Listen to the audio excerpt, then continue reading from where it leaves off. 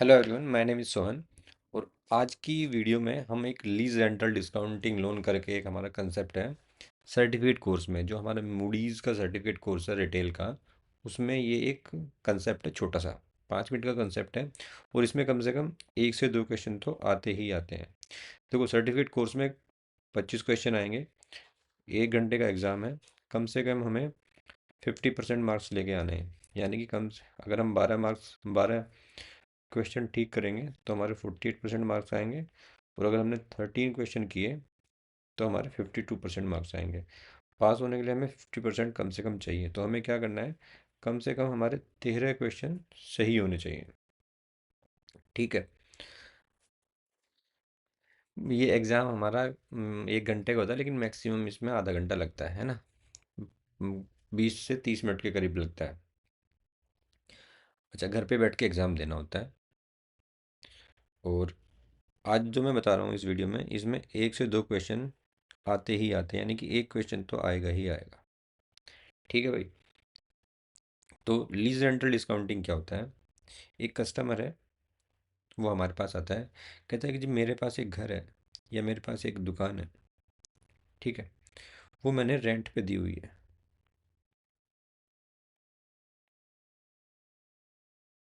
हर महीने उसका किराया आता है।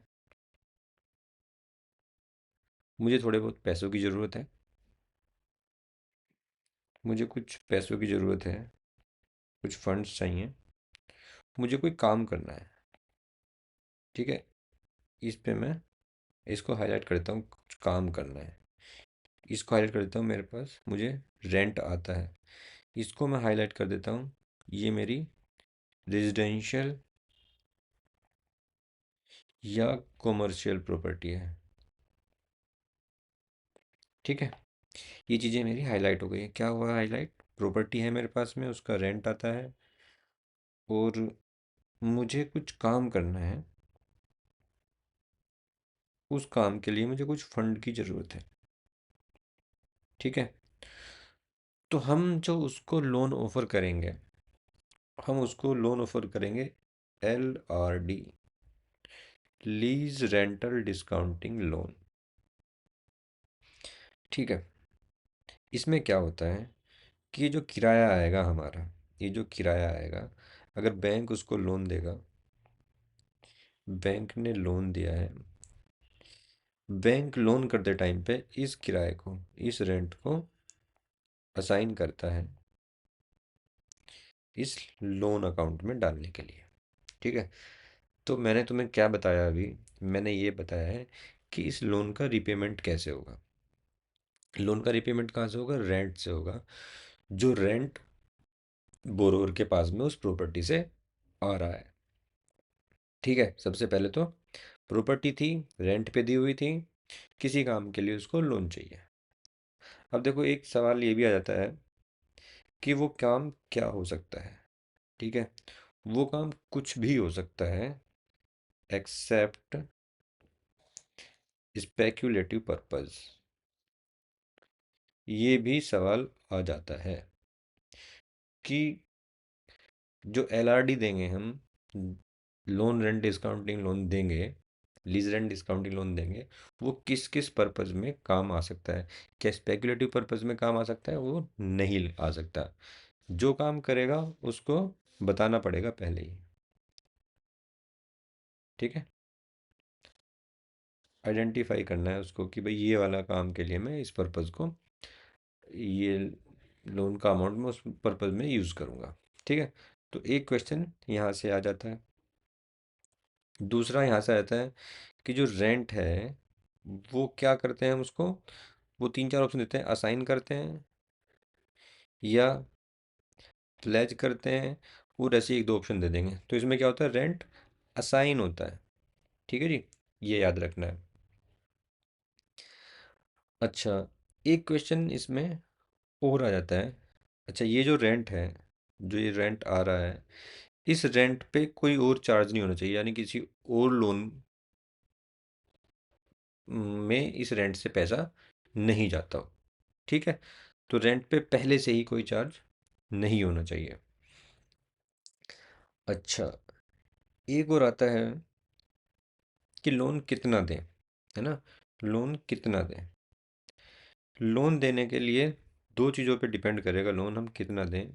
एक तो प्रॉपर्टी की मार्केट वैल्यू क्या है, प्रॉपर्टी की मार्केट वैल्यू क्या है आज, और दूसरा रेंट रिसीवेबल कितना है। रेंट रिसीवेबल्स मतलब कि आने वाले टाइम में, जैसे मान लिया 5 साल का हमारा रेंट एग्रीमेंट है, 5 साल का हमारा रेंट एग्रीमेंट है, और कस्टमर आया है 1 साल के बाद, तो अभी रेंट रिसीवेबल कितना है, 4 साल का रेंट रिसीवेबल है।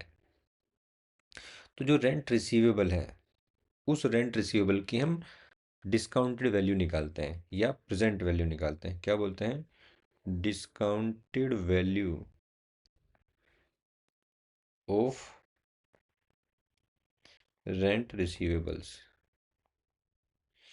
ये भी क्वेश्चन आ जाता है भैया, ठीक है ना, कि लोन का जो अमाउंट है वो किस पे डिपेंड करेगा।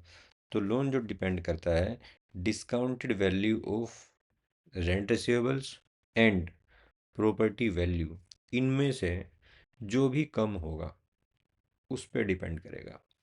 डिस्काउंटेड वैल्यू का भी फिर हम 75% ही कंसिडर करते हैं, ठीक है। डिस्काउंटेड वैल्यू कैसे निकलेगी, निकालनी नहीं है, छोड़ो।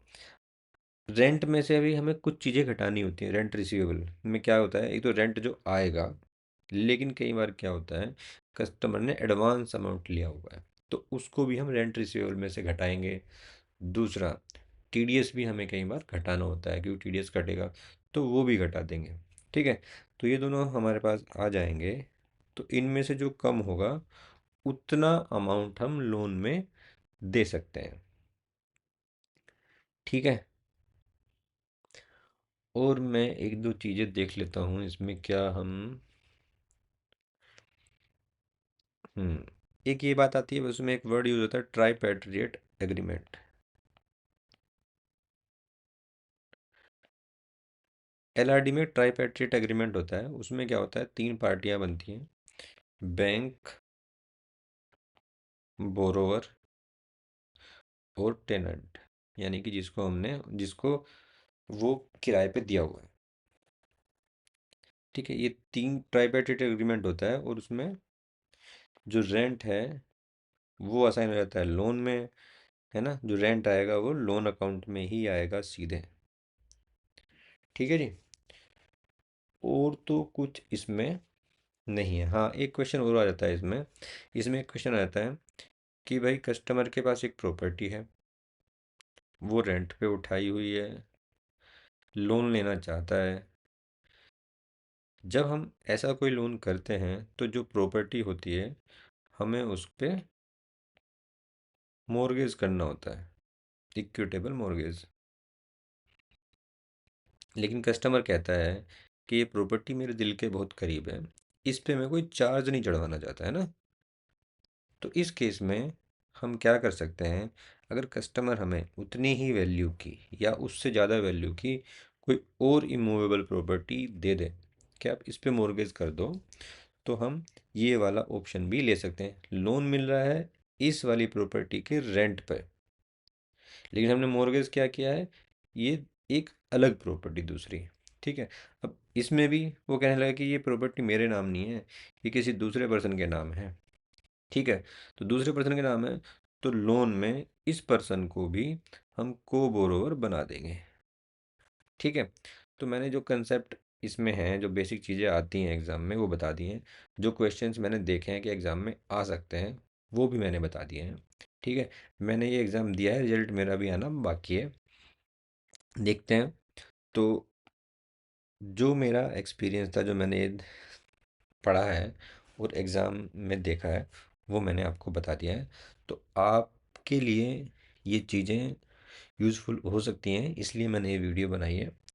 तो आप भी अपना एग्ज़ाम के लिए रजिस्टर कर दीजिए, and wish you luck for the exam. Thank you so much.